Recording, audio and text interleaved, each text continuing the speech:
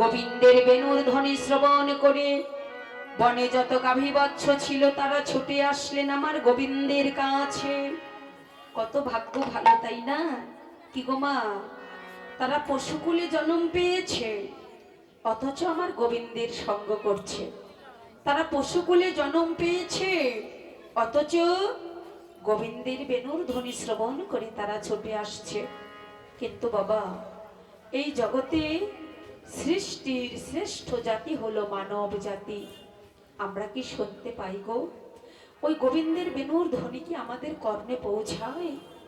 আমরা তো শুনতে পাই না। কেন শুনতে পাই না? আমাদের কর্ণ দুটি বধির হয়ে আছে। আন কথা, বাজে কথা শুনে অভ্যস্ত। গোবিন্দের ধ্বনি আমাদের কর্ণে কি করে পৌঁছাবে? কিন্তু তারা পশুকুলে জন্ম পেয়েও আমার গোবিন্দের বেণুর ধ্বনি শ্রবণ করে ছুটে আসছে। তবে বাবা, বৃন্দাবনের গাভীবৎস কিন্তু কখনোই পশু নয়, আর ভাগবত শাস্ত্র তাদেরকে কখনোই পশু বলে নাই। ভাগবতে বললেন, নিষ্পদ পদচিন্তসি বাক্য চিন্তসি চতুষ্পদ দেব কইব ন চতুষ্পদ মানবে কিঙ্করসি। এ জগতে পশু কারা বাবা? পশুকে আমার মতো কৃষ্ণ বহির্মুখী যারা, এমন সাধের মানব কুলে জন্ম পেয়ে কোনদিন কৃষ্ণ বলে কাঁদলাম না, কৃষ্ণ নাম করলাম না, কৃষ্ণ বহির্মুখী যে জন একমাত্র সেই পশুর সমতুল্য। বৃন্দাবনের গাভীবৎস তারা কখনোই পশু নয়। তাই তো গোবিন্দের বেণুর ধ্বনি শ্রবণ করে সবাই ছুটে আসলেন গোবিন্দের কাছে। আরো কি করলো? যত রাখাল বালক ছিল তারাও সবাই ছুটে আসলেন। ওরে অনুসারে বেণুরাম বুঝিয়া রাখালো সার, অনুসারে বেণুরাম বুঝিয়া রাখালো সার, আসিয়া মিলিল নিজ সুখে।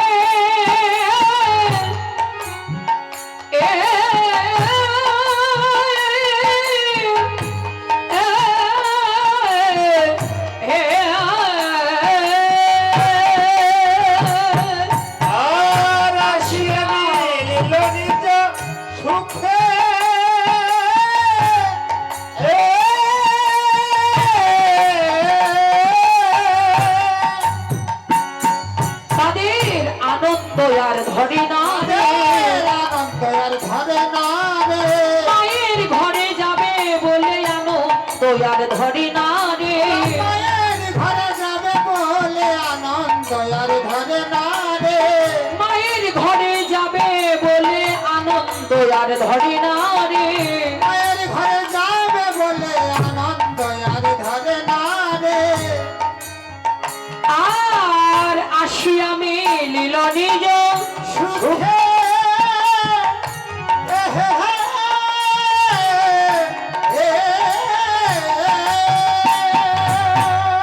জীবনে যে ধেনু ছিল হীরায়া একত্র কইল, জীবনে যে ধেনু ছিল হীরায়া একত্র করিল, চালাইল গোকুলের মুখে, চালাইল গোকুলের মুখে, চালাইল গোকুলের মুখে, চালাইল গোকুলের মুখে। সবাই মিলে একত্রিত হয়েছে, আনন্দ ধরছে না। সারাদিন পরে তারাও মায়ের ঘরে যাবে, রাখালদেরও আনন্দ হয়েছে। কিন্তু বাবা, সবাই মিলে পথে দাঁড়িয়ে চিন্তা করছে যে কোন পথে আমরা বনে এসেছি, আবার কোন পথে ঘরে ফিরে যাব। সেই পথের সন্ধান, আমাদের পথ কে দেখাবে? তবে আত্মারূপে কৃষ্ণচন্দ্র সর্বঘটে রন, যার আত্মা বিকশিত সেই গুরু হন। পথের সন্ধান কে দিতে পারে মা? কে দিতে পারে? একমাত্র সৎ গুরু। সৎ গুরুই পারেন সৎ পথের সন্ধান দিতে। কি গো, আমরাও যদি পথের সন্ধান পেতে চাই, আমাদেরকেও সদ্গুরুর আশ্রয় গ্রহণ করতে হবে। আশ্রয় লইয়া ভজে তারে কৃষ্ণ নাহি ত্যাজে। আশ্রয় নিলে আমরা সৎপথের সন্ধান পাব। তাই তো তারা আজ ঘরে যাবে বলে সদ্গুরুর আশ্রয় গ্রহণ করলেন। আর সেই পথ দেখালেন কে? পথ দেখালেন দাদা বলরাম। সবার আগে আগে যিনি চলে যাচ্ছে, ওরে শ্বেতে কান্তি অনুপম আগে ধাই বলরাম। শ্বেতে কান্তি অনুপম আগে ধাই বলরাম। আরো শিশু চলে দাহি পামে আহামরি রে। আরো শিশু চলে দাহি পামে আহামরি রে।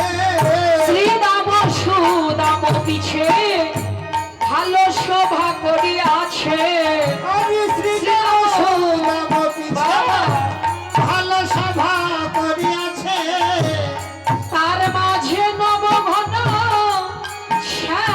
শ্যামাহারে।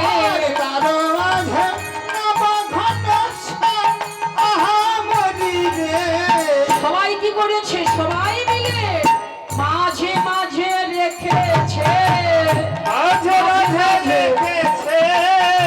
সকল রাখাল মিলে মাঝে মাঝে রেখেছে। সকল রাখাল মিলে মাঝে মাঝে রেখেছে। তার মাঝে নবঘন তার মাঝে নবঘন শ্যামাহারে। সবাই মিলে কানাইকে মাঝে রেখেছে। কানাই তো মাঝেরই ধন, মাঝেই থাকে, তাই কানাইকে মাঝে রেখেছে। তবে শুধু রাখালগঞ্জে মাঝে রেখেছে তা কিন্তু নয়, গোবিন্দ আমাদের প্রত্যেকের মাঝেই রয়েছে, তাই না? আমাদের সবার হৃদয়ে কিন্তু আত্মা আছে বাবা, যে আত্মাকে আমরা কোনোদিনও চোখে দেখতে পাই না। লালন ফকির বলেছেন, কে কথা কয় রে দেখা যায় না। এই আত্মাকে কিন্তু কখনোই মা চোখে দেখা যায় না, আর এই আত্মাটাই কৃষ্ণ নামে পরিচিত। তাই তো একজন সাধক গাইলেন, আত্মতত্ত্ব বিচার আগে করে দেখ রে মন পাখি, তুমি কি পরে পণ্ডিত হয়েছ, স্বরবর্ণ রয়েছে বাকি। স্বরবর্ণ না শিখলে যেমন যুক্ত অক্ষর শেখা যায় না, তেমনি মা এই আত্মার তত্ত্ব না জানলে কিন্তু কৃষ্ণ তত্ত্ব জানা যায় না। তাই তো রাখালগণ সবাই কানাইকে মাঝে রেখেছে, আর আমাদের সবার মাঝেই গোবিন্দ বিরাজ করেন। সবাই মিলে এমন করে আনন্দে চলে যাচ্ছে। কিন্তু মা কৃষ্ণ আর বলরাম দু ভাইয়ের হাতে কিন্তু দুটা যন্ত্র থাকে, তাই না? কানাইয়ের হাতে কি থাকে সেটা মায়েরা সবাই জানে। কি থাকে গো মা? বাঁশি। ওই যে মা বলেছে বাঁশি। কিন্তু বলরামের হাতে কি থাকে সেটা বলেন তো? মোবাইল। কি থাকে? ও ঠিক বলেছে, ঠিক বলেছে। মায়েরা এখন মায়েদের কিছু উন্নতি হচ্ছে, তাই না? কীর্তন শুনছে তো, কীর্তন শুনে শুনে মায়েরও এখন মুখস্থ হয়ে গেছে। জয় রাধে। এবার বলরামের হাতে থাকে সিংহা। দু ভাই মিলে সিংহা বেনুর ধ্বনি করতে করতে চলে যাচ্ছে। ওরে সিংহা বেনু একতান করিয়া দেওলো সার। সিংহা বেনু একতান করিয়া দেওলো সার। শুনিল ব্রজের সবল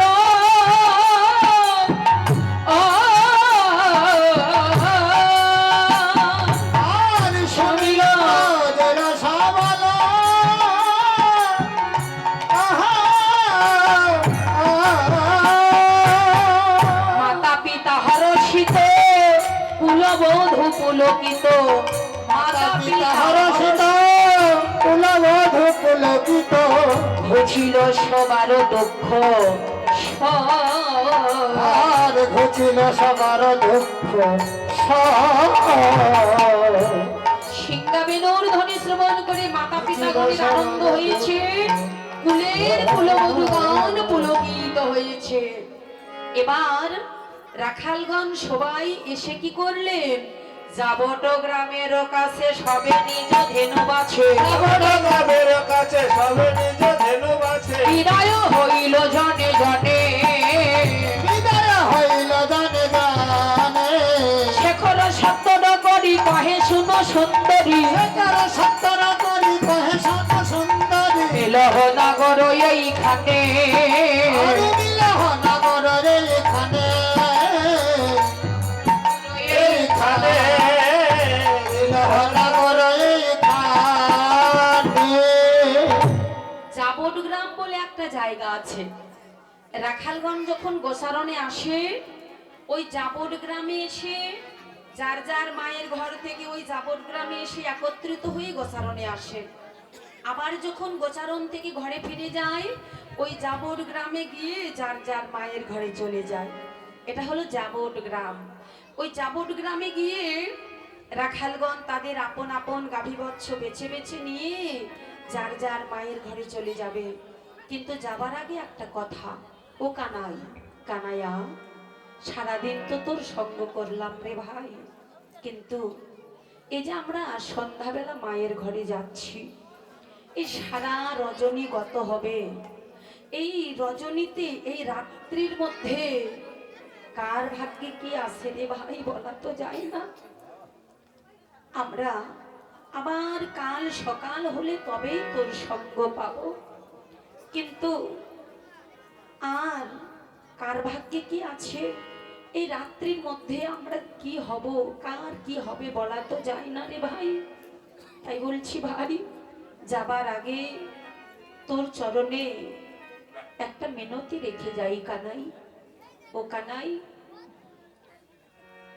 এই সারা রজনী গত হলে তবেই তো আমরা আবার তোর সঙ্গ পাবো রে ভাই। কিন্তু কানাই রে, এ জন্মে যেমন তোর সঙ্গ পেয়েছি ভাই, শুধু এ জন্মে নয় রে, জন্মে জন্মে কানাই রে তোর সঙ্গ